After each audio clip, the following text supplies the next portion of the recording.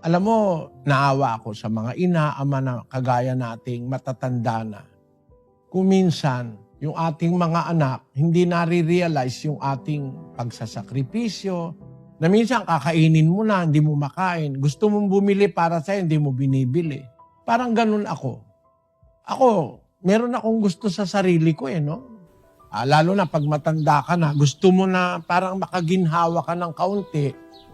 Meron akong gustong bilhin, hindi ko binibili, pagpaparaya ko na dun sa aking mga anak, sa aking mga apo. Pero para kung minsan, hindi appreciated.